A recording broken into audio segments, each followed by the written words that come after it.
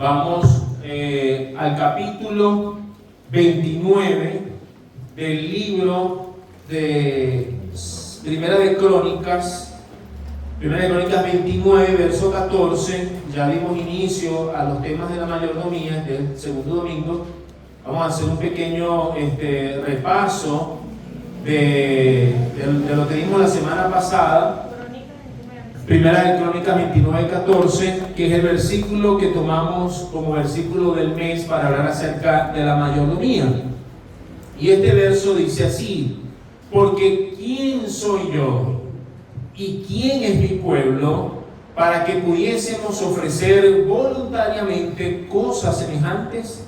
Pues todo es tuyo y de lo recibido de tu mano te damos. Amén.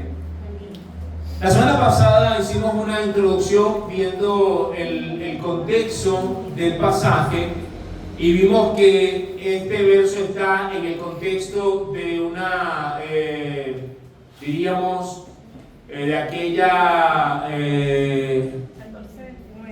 declaración, pronunciación, charla, proclamación que dio David, discurso que dio David poco antes de morir, donde estableció dos cosas principales en ese discurso. Uno tenía que ver la edificación del templo de Dios y lo segundo tenía que ver el establecimiento o el reemplazo de su reino, que en este caso sería Salomón quien asumiría su reino.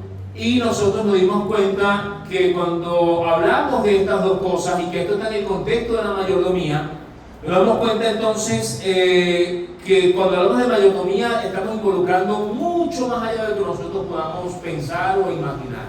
Es decir, esta perla preciosa de 29, de Primera de Crónicas 29, 14, esta preciosa perla está incluida en este discurso. Y qué bueno que sea en este discurso.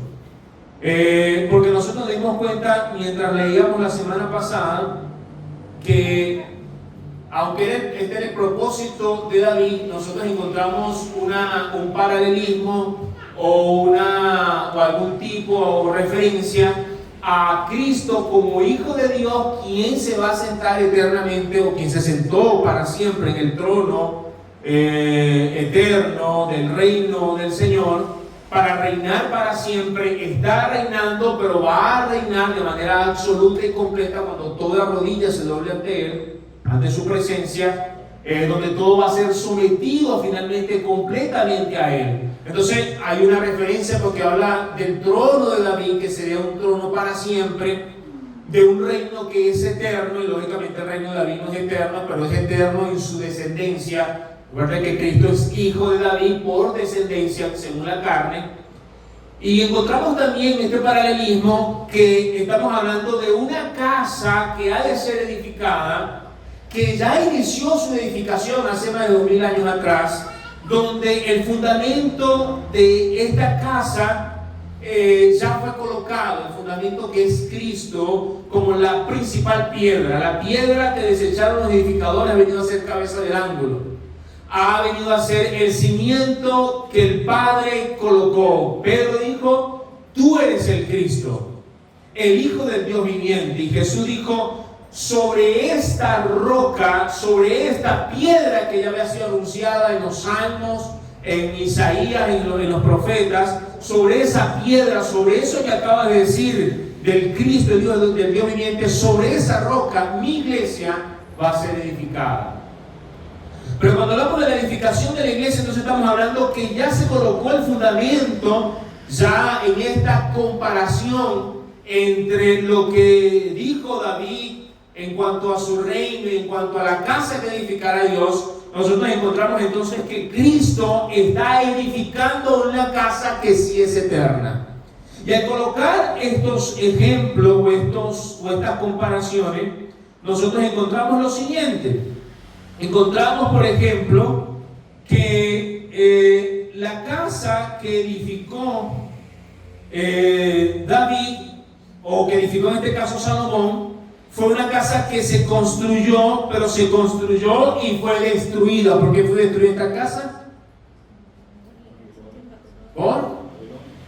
Por Babilonia. Babilonia, por Nabucodonosor. Ellos invadieron Jerusalén, y esta casa, que se supone que es la casa de Dios, aunque Salomón dijo Dios no habita en templo hecho de mano, fue destruida. Entonces fue una casa que pereció, así que no fue eterna. Mientras que cuando hablamos del templo que Cristo ha de edificar para que Dios habite, es un templo que es eterno, y ese templo está relacionado a Él como persona. Lo vemos más adelante, es a Él es el templo. Cuando digo destruí este templo y lo levantaré en 3 días, pero también está relacionado a nosotros como iglesia, que somos el templo, pero está relacionado a usted como casa de Dios y como templo de Dios también. Y en cuanto al reinado, lógicamente nosotros encontramos que el reinado de Salomón finalmente se desvió, no fue conforme al corazón, y así la mayoría de los reyes después de Salomón perecieron también y murieron, hasta que vino el rey que es eterno, que es Cristo Jesús.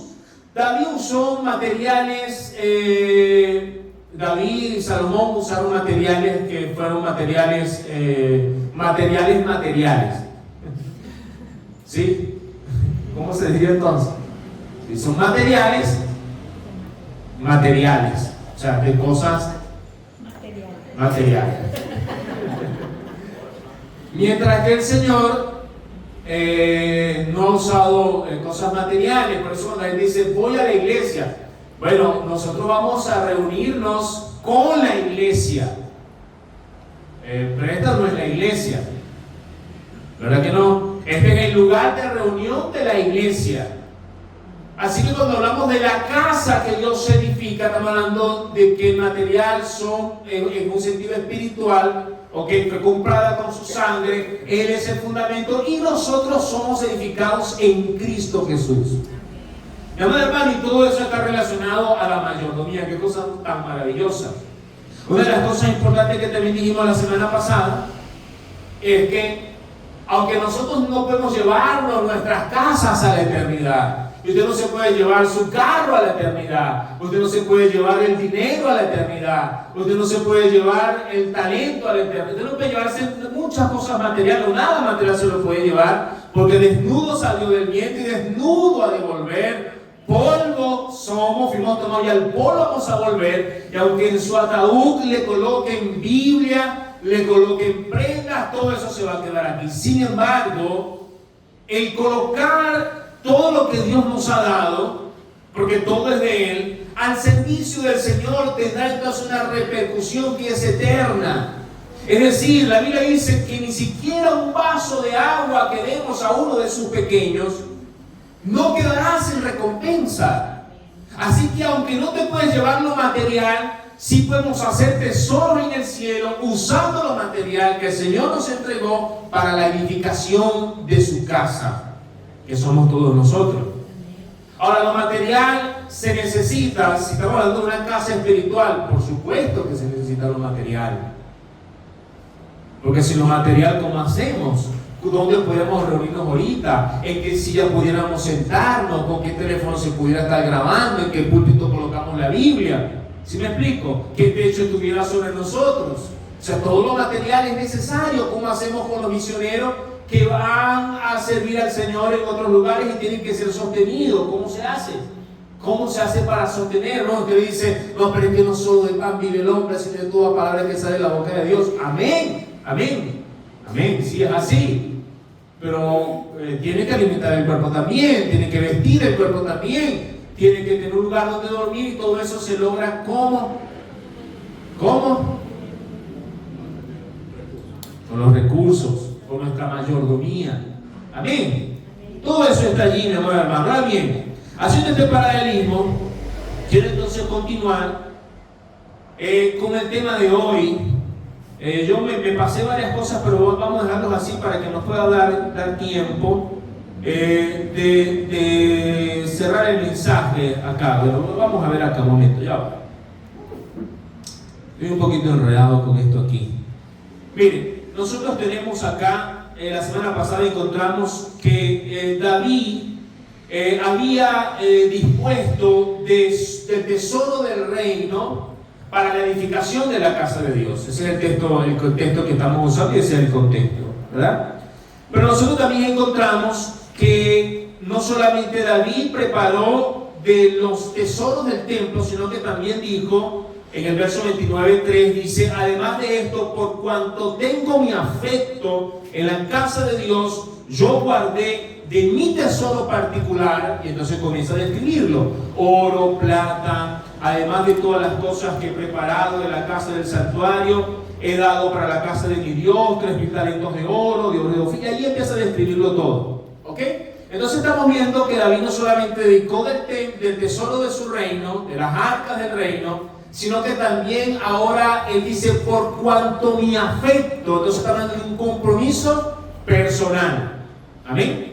¿Un compromiso cómo? Personal, un compromiso personal. Y terminamos diciendo lo siguiente: ¿y quién quiere hacer hoy ofrenda voluntaria?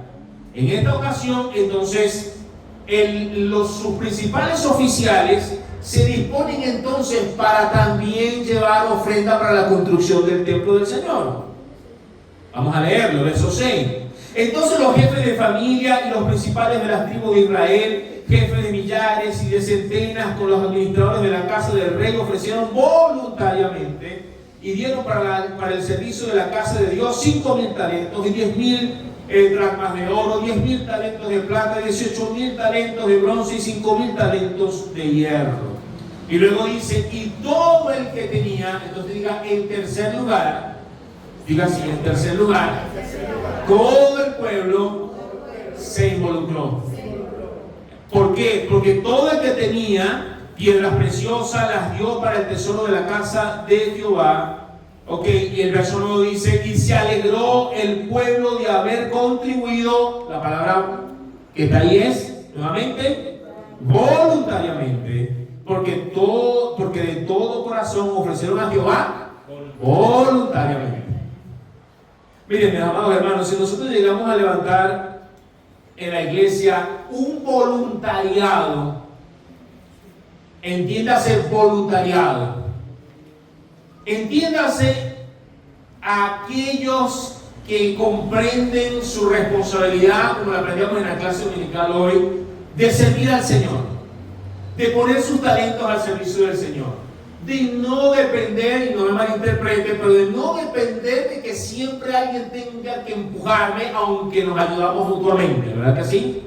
A veces necesitamos el empujoncito de uno y de otro. Pero si logramos entender de manera voluntaria, no por manipulación, no por miedo, no por terror, sino porque amamos al Señor, y logramos levantar un voluntariado de esta manera, le digo, mi amado hermano, Dios va a ser glorificado de una manera poderosa. De verdad que se lo digo. ¿Por qué? Porque es interesante que en 2 versículos 3 veces se dice voluntariamente. Y nosotros decíamos la semana pasada, mi amado hermano, muchos quizás participan, pero por miedo, no. Pero por terror, no. Para que no venga la maldición, no. Cristo compró toda bendición para nosotros en la cruz del Calvario. Pero cuando entendemos que es voluntario y yo entiendo mi compromiso con Dios, mi compromiso con su obra, mi compromiso con la edificación de la casa de Dios, y decido entonces comprometerme, mi amado hermano, Cristo será exaltado. Vamos a proclamar el mensaje del Evangelio de una manera poderosa. Mucha gente va a conocer a Jesús, mucha gente va a ser salva. Y la iglesia será un referente de bendición para muchas personas. Pero la palabra voluntario tenemos que aprender. Ciertamente, sí, es verdad, muchas veces se va a necesitar la exhortación, el que nos muevan y nos digan las cosas. Pero hermano, hay momentos donde nosotros tenemos que ya aprender a ser un poco más sólidos en nuestro caminar con el Señor, de manera voluntaria, porque sé que el Señor me llamó, porque sé que esta es su casa, porque sé que esta es su obra, y tengo que servir al Señor. Con temores, sí. Con limitaciones, sí. Con insuficiencias, por supuesto. Pero eso es lo bueno, porque ahí es donde Dios comienza a orar en nuestras vidas. Amén. Entonces, El primero que tiene que comprometerse, ¿quién es? ¿Cuál fue el primero que se comprometió? Diga conmigo, David. Además de esto dice, por cuanto mi afecto está en la casa de mi Dios. Mi afecto, David se comprometió él primero. Si en algo los que dirigen o pastorean una congregación deben ser los primeros en dar el ejemplo en todo, y en esta ocasión en la mayordomía. El primero que tiene que dar el ejemplo soy yo. Diga conmigo, yo. Ah, pues es lo que bueno que dijo que es usted. No, pero es que es de verdad, ¿sí? El que dirige la iglesia debe dar el ejemplo. Mire, Pablo dijo esto de los filipenses, dice así: hermanos, sed imitadores de mí y mirad a los que así se conducen según el ejemplo que tenéis en nosotros. Pablo decía, sed imitadores de mí. Y luego decía, y mirad a los que así se conducen según el ejemplo que tenéis en nosotros. Porque por ahí andan muchos, de los cuales os dije muchas veces, y aún ahora lo digo llorando, que son enemigos de la cruz de Cristo, el fin de los cuales será perdición, cuyo Dios es el vientre, y cuya gloria es su vergüenza, que solo piensan en lo terrenal. En lo terrenal. Luego se comprometieron los principales de Israel. Diríamos aquí, los líderes. Amén. Los líderes de la iglesia. ¿Dónde están los líderes? Amén. Amén. Entonces los jefes de familia y los príncipes de la tribu de Israel, jefes de millares y de centenas, con los administradores de la hacienda del rey, ofrecieron voluntariamente. ¿Cuál es el segundo? El primer voluntario tiene que ser el principal, ¿verdad? El que está a la cabeza. Y luego, ¿quiénes? Todos los líderes. Y el resto dice, menos mal, gracias a Dios que yo estoy por aquí tranquilito. Ah, pero después del liderazgo hay algo más. Hay algo más. ¿Ok? Dice, y finalmente todo el pueblo siguió el ejemplo, y todo el que tenía piedras preciosas las dio para el tesoro de la casa de Jehová, en mano de Jael, gersonita. Y se alegró el pueblo por haber contribuido voluntariamente, porque de todo corazón ofrecieron a Jehová voluntariamente. Mis amados hermanos, ¿cómo puedo yo identificar si estamos siendo buenos mayordomos? ¿Cómo? En el verso que leímos al principio, Pablo decía dos cosas que son tremendas. Cuyo Dios es el vientre. ¿Cómo sé yo, amado hermano? Pregúntale que está a su lado, pregúntale que está a su lado allí, pregúntale, dígale, hermano, ¿cómo puedo saber? Pregúnteselo completo, pero mirando, usted me escucha, no tiene que verme para escuchar. ¿Cómo puedo saber? Sígale preguntando, si soy un buen mayordomo. Ok, ahora mírenme para acá. Ahora yo voy a responder, no es cuando es un buen mayordomo, ¿cómo si usted está siendo un mal mayordomo? Si yo estoy siendo un mal mayordomo, ¿sabe cómo? Cuando mi Dios es el vientre. ¿Cómo es eso que mi Dios es el vientre? ¿Ah? ¿Alguien dijo por ahí algo? ¿Alguien escuché que alguien dijo algo por ahí? Cuyo Dios es el vientre. ¿Cuál es tu Dios? ¿Qué significa el vientre? ¿Qué significa el vientre para nosotros? ¿Qué le gusta hacer a usted bastante? Entonces diga satisfacción. Satisfacción. No es que sea malo comer, pero ¿cómo sé si soy un mal mayordomo? Cuando mi Dios es el vientre, si estoy pensando en mí, en satisfacerme yo, en engordar yo, como decía mi madrecita, ¿verdad? Cuando nosotros pensamos en que cuando estamos pensando en que enjartarme. Así decía mi mamá, no, me harté, ¿verdad? Nos hartamos. Usted se hartó ese día. Cuando estoy pensando en hartarme, no sé si así se dice, pero es un venezolanismo, ¿no? O eso está en el diccionario. Bueno, pero cuando estoy pensando en llenarme el vientre, en mi satisfacción, en mí, en comer, en el placer y todo, porque mi Dios es el vientre. Si soy egoísta, no estoy pensando en más nada, porque nada es tan importante en este mundo que yo, mi placer. ¿A quién tengo que sacrificar? ¿Qué tengo que sacrificar? ¿A quién tengo que dañar? ¿Qué tengo que echar a perder? ¿Para qué? Para satisfacerme. Entonces mi Dios es el vientre, viviendo hacia adentro, no hacia afuera. Pero lo segundo que dice, y cuya gloria es su vergüenza, que solo piensan en lo terrenal. Segunda señal, que estoy siendo un mal mayordomo, porque mis ojos están fijos en lo terrenal, es decir, en lo material. Mi vista es tan corta que no ve más de lo que yo tengo. O sea, me he quedado ciego. Estoy enfocado aquí como que si esta fuese mi casa para siempre y como que si fuese vivir por la eternidad aquí. Y entonces por eso peleo por lo mío. Por eso exijo justicia por lo mío. Por eso, ¿sí me explico? ¿Sí? Perfectamente dice mi hermana. Piensa en lo terrenal. Quiere decir que lo contrario, ahora sí, un buen mayordomo es cuando dejo de pensar en mi placer personal y cuando dejo de mirar lo terrenal y comienzo a ver lo que es eterno, aquello que no se ve. ¿Amén? Bien, mis amados hermanos, pero finalmente el pueblo también se comprometió. Todos fueron comprometidos. Yo lamento porque el bosquejo que abrí fue el otro que no lo tenía completo, pero bueno, gloria a Dios. Bueno, somos llamados entonces a participar como mayordomos fieles, como administradores suyos, de su obra preciosa. Ninguno va a estar de más, mi amado hermano, en la obra del Señor, ¿ok?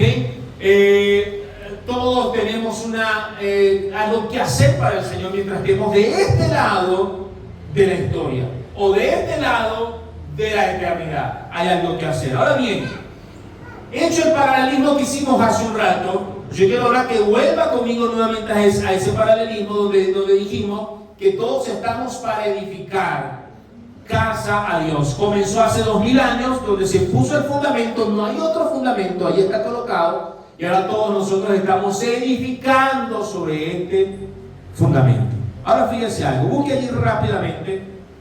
Alguien tiene que avisarme cuando me queden por lo menos 10 minutos. Bien, 1 Corintios 9:17 dice así: porque nosotros somos colaboradores de Dios. ¿Sí lo tienen? 1 Corintios 9:17 dice: porque nosotros somos colaboradores de Dios y vosotros sois labranza de Dios, edificio de Dios, conforme a la gracia de Dios que me ha sido dada. Yo como perito arquitecto puse el fundamento y otro edifica encima, pero cada uno mire cómo sobreedifica. Porque nadie puede poner otro fundamento que el que ya ha sido puesto, el cual es los líderes de la iglesia. Amén. El cual es, ¿quién es? Cristo. Y si sobre este fundamento alguno edificare oro, plata, piedras preciosas, madera, heno, hojarasca, la obra de cada uno será manifiesta, porque el día la declarará. Pues por el fuego será probada, y la obra de cada uno, cual sea el fuego, la probará. Si permaneciere la obra de alguno que sobreedificó, recibirá recompensa. Si la obra de alguno se quemare, él sufrirá pérdida. Si bien él mismo será salvo, porque aunque así como por fuego. Luego dice: ¿no sabéis que sois templo de Dios y que el Espíritu de Dios mora en vosotros? Si alguno destruyere el templo de Dios, Dios le destruirá a él. Porque el templo de Dios, el cual sois vosotros, santo es. Muy bien. Algunas cosas a destacar del pasaje en el contexto de la mayordomía. Uno, somos llamados colaboradores de Dios. ¿Qué somos? Ok, entiéndase una vez más, retomemos toda la idea. David está hablando del reino eterno, el cual ahora nosotros entendemos que es Cristo, y está hablando de la casa que va a edificar su hijo Salomón, la cual fue destruida, pero luego Cristo es quien realmente edifica esa casa que ya inició, pero que va a ser para siempre. Amén. Sobre esa casa, nosotros primero somos colaboradores de Dios. ¿Qué somos? Colaboradores de Dios. Es una colaboración. Esta colaboración estará relacionada a todos los ámbitos de nuestra vida. Colaboramos de manera económica, colaboramos con los talentos, colaboramos con los dones, colaboramos con el tiempo, colaboramos con toda clase de recursos materiales, colaboramos con todo, porque el verso base dice, porque todo es tuyo. Así que todo lo que esté a la mano, a su alcance, está para servir al Señor. Lo segundo, al mismo tiempo somos edificio de Dios, es decir, primero yo colaboro con Dios en lo que Dios está haciendo, y una cosa tremenda, ¿no? Porque no entendemos bien cómo es este asunto. Todo es de Dios, pero Dios me dice, colabórame pues, con lo que te he dado. Todo es de Dios, pero Dios espera que tú seas voluntario. Dámelo voluntariamente, lo que es mío, dámelo voluntariamente. No quiero obligarte, Dios no nos obliga a hacerlo, ¿verdad? Pero lo otro es que ahora nosotros también somos edificio. Es decir, no solo somos colaboradores de Dios en aquello que aportamos, sino que también somos parte del edificio que Dios está construyendo. ¿Sí? Entonces, aquí quitamos muchas piedras. Usted es piedra preciosa. Amén. Y ahí estamos juntándonos.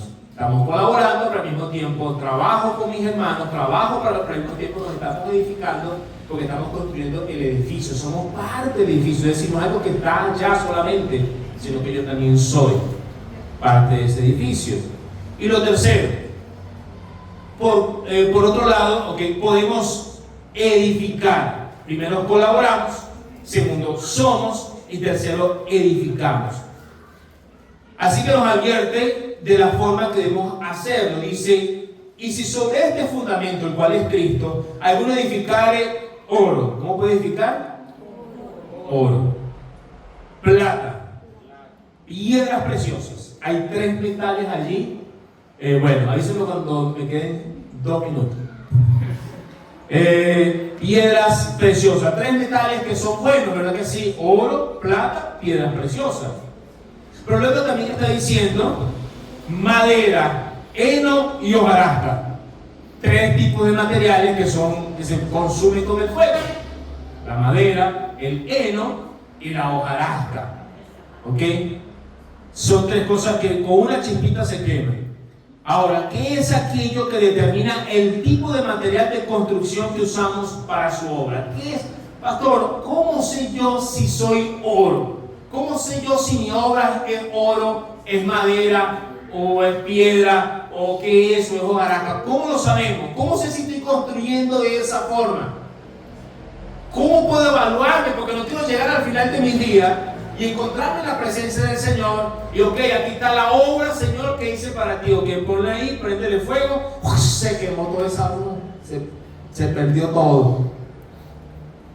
Concha, imagínese usted 30 años sirviéndole usted al Señor, 50 años en el Señor, y cuando la obra pereció, no recibió recompensa.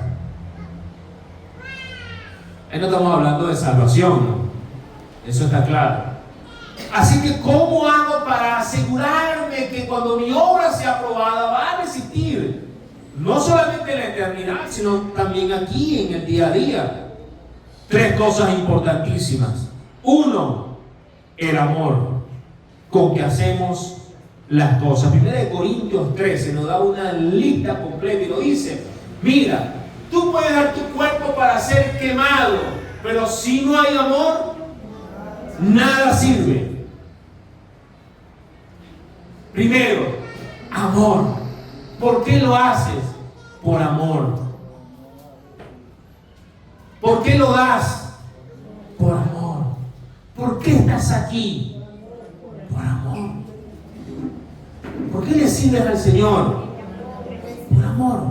Debe ser por amor a Cristo. Porque amamos a Cristo.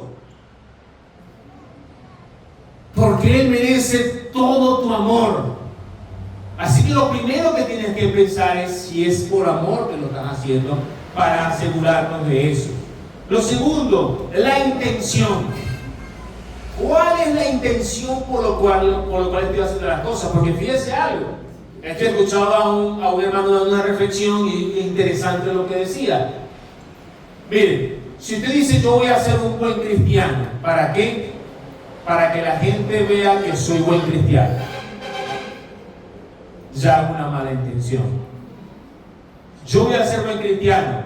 Bueno, pero si esa es su razón, sea buen cristiano, ¿no?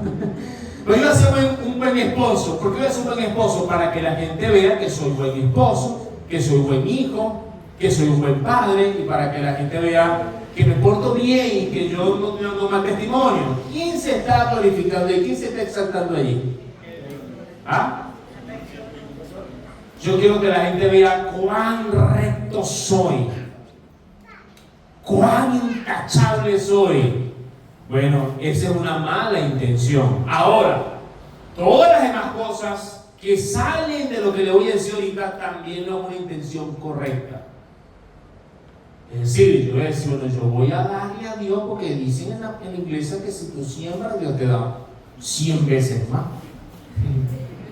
Ahí no hay que ser tonto tampoco, ¿no?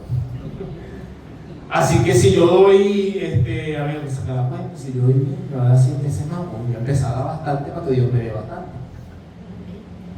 Voy a dar, ¿sabe por qué? Porque la ley dice que si no le doy, entonces estoy en maldición. Yo no quiero la maldición. A ver, voy a calcular, voy a servir porque yo quiero escalar en la iglesia. Yo quiero, como si esto fuese una escala, ¿no? Pero bueno, viéndolo desde ese punto de vista. Yo voy a servir porque yo necesito crecer. Yo quiero que vean que yo sí puedo y que soy capaz. Bueno, mi amado hermano, escuche. La única intención pura en el corazón cuando hacemos o damos algo para Dios es cuando mi intención es glorificar a Dios. Cristo ha de ser glorificado y exaltado. Así que es lo segundo que me va a llevar a evaluar si estoy edificando de manera correcta. La intención con que usted haga las cosas siempre debe ser, siempre, Cristo ha de ser glorificado. Lo que he de hacer lo he de hacer para la gloria de Dios. Amén. Y lo tercero, la actitud. Parece que es lo mismo, no es lo mismo. El amor, la intención y la actitud. Mire, yo sé que mi esposa siempre hace las cosas porque me ama. Es que no tiene otra opción, ¿verdad? No, mentira, ella ha decidido amarme, ¿verdad que sí? Así como yo he decidido amarle a ella. Pero aunque yo sé que haga cosas por amor, en algunas ocasiones, aunque yo sé que el amor está allí muy adentro, muy profundamente, a veces como que la actitud no es correcta. ¿Sí me explico? Es decir, bueno,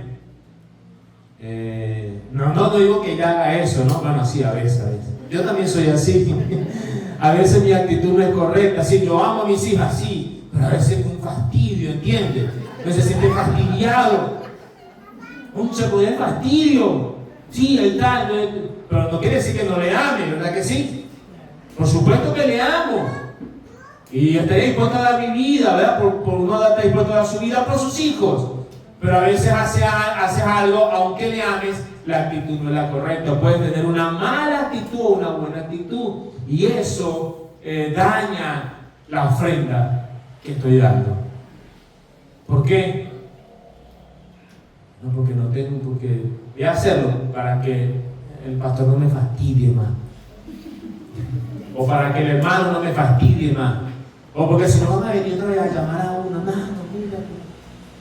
¿Sí me explico? Entonces la actitud puede ser buena o mala. Estas tres cosas determinarán con qué edificamos y qué edificamos. ¿Con qué y qué? El fundamento está allí, no va a ser movido jamás, pero ¿con qué y qué edificamos? Porque podemos estar edificando un gran rancho para Dios, o podemos estar edificando una gran mansión para Dios. Eso va a determinar. También nos habla de nuestro cuerpo como templo de Dios, y voy a terminar con esto. No me digan el tiempo para no distraerme, yo le prometo que termino con esto. También nos habla de nuestro cuerpo como templo de Dios. ¿No sabéis que sois templo de Dios? ¿Usted no sabía que es templo de Dios? Os dice, este cuerpo es mío, no, su cuerpo no es suyo. Sal de ese cuerpo. No, Señor, tu cuerpo no es tuyo, es de Dios. Mi cuerpo tiene a Dios como dueño en primer lugar. Y en segundo lugar, ¿a quién? A mi esposa. Eso es lo que dice la Biblia, ¿no? Mi cuerpo ya no me pertenece, es de Dios en primer lugar y en segundo lugar es de mi esposa. Eso es lo que dice la palabra del Señor. Pero aquí está diciendo que sois templo de Dios y que el Espíritu de Dios mora en vosotros. Mi hermano, aunque no estés echando humo, aunque no sientas de pronto corriente por tu cuerpo, aunque de pronto sientas quizás a veces un silbo apacible por allí, eres templo del Espíritu Santo y Él mora en ti. Y escuche, sé que es así. Nos sorprende. No entendemos cómo un Dios santo y puro puede habitar con nosotros, en nosotros. Cómo Dios puede soportarme a mí todos los días y no consumirme con su fuego. No entendemos cómo sucede eso, como un Dios que es santo, santo, santo, habita en este rancho, en este cuerpo. Pero eso es lo que dice el Señor. Luego dice, si alguno destruyera el templo de Dios, Dios le destruirá a él, porque el templo de Dios, el cual sois vosotros, santo es. Así que podemos señalar la mayordomía del cuerpo. Algunos toman esto a la ligera, mi amado hermano, y hasta hacen broma de su salud. No, por favor, tienes que cuidar el templo. Tienes que comer lo mejor que puedas comer. Tienes que tratar de dormir, mi amado hermano, te lo aconsejo una vez más. Si puedes dormir las 8 horas, duérmela. Yo no te voy a juzgar porque duermas 8 horas. Te voy a envidiar. Vas a ser uno entre pocos. Pero si puedes, duerme, descansa, por favor, porque tu cuerpo es templo del Espíritu Santo. Mi amado hermano, no lo tomemos a la ligera. Está bien, démonos los gusticos que Dios nos permite en muchas ocasiones. Bueno, yo no estoy comiendo pan, pero Dios sabe que voy a comer pan de jamón en diciembre. Y Dios se goza viéndonos disfrutar las cosas ricas que podemos preparar. Pero hermano, pon un cuchillo a tu garganta. Por favor. Hay que cuidarse. Si es posible hacer ejercicio, si no puedes hacer ejercicio por alguna cuestión física, hazlo. Pero haz lo que tengas que hacer porque eres templo del Señor. Y amados hermanos, tu cuerpo es templo del Espíritu Santo. Y Dios nos advierte así. Si alguno destruyera el templo, Él también le destruirá a Él, porque el templo, nuestro cuerpo, es santo para el Señor. Dice, el cual sois vosotros, el cual santo es. Lo que comes, ¿cómo lo tratas? ¿A qué peligro los expones? Si lo intoxicaste o lo intoxicas, no puedes hacer nada de eso. Tu cuerpo, ¿con qué le das al cuerpo? Si creas vicios en tu cuerpo, ¿cómo duermes? Todas estas cosas, mi amado hermano, aún el trabajo. Tienes que saber manejarlo. A veces hay gente que dice, mira, estoy reventado hoy. Bueno, en algún momento quizás pueda ser así, sí, está bien. Nosotros trabajamos aquí unas 2 semanas, cuando estábamos arreglando acá y yo sentía que ya me iba a morir. Dice, Señor, dame fuerza. Pero no creo que eso va a ser así todo el tiempo, si me explico. Y lo que decía mi hermano Noel en la clase esta mañana, no podemos ser hermanos, ¿cómo es que decía? Hermanos líderes supermanes. O ¿cómo es? Hombre orquesta. Hombre orquesta. No. Dios no tiene hombre orquesta, hijos orquesta, que tiene que hacer todo. No. Bueno, eso sí, haga lo que tiene que hacer. Tampoco deje su trabajo a otro, porque no está contribuyendo. Por mi amado hermano, el cuerpo que tú tienes debe ser administrado de manera correcta. Cuídalo. Entonces, si eso no parece tan espiritual, bueno, vea lo que está diciendo la palabra del Señor. Y si no quiere hacer caso, vaya al hospital, por favor. Vaya al hospital. Vaya y vea las situaciones en los hospitales. Hable con personas que tienen situaciones críticas en su vida de enfermedad. Y crea conciencia de que no podemos tomar a la ligera este tipo de cosas. Porque a veces lo relacionamos nada más con el pecado. Bueno, por supuesto que el pecado también. Todo eso está allí. No peques con tu cuerpo, no le hagas daño a tu cuerpo, porque es templo del Señor. Mi amado hermano, cuando nosotros tratamos de satisfacer nuestra vida fuera de los propósitos de Dios, yo estoy poniendo en duda la bondad de Dios para conmigo. Y estamos pensando que hay una manera mejor de tener placer en nuestra vida que la que Dios me ha ofrecido o la que Cristo puede darme. Nunca vas a ser pleno si ves en Cristo Jesús. Solo en Él vamos a ser plenos. Vamos a dejarlo hasta aquí. Póngase de pie un momento.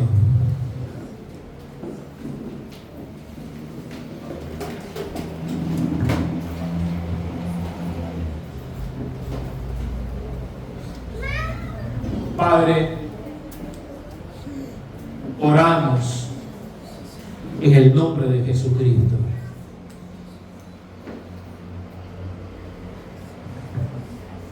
Sabemos que todo aquello que nosotros poseemos, lo que podemos palpar y lo que no,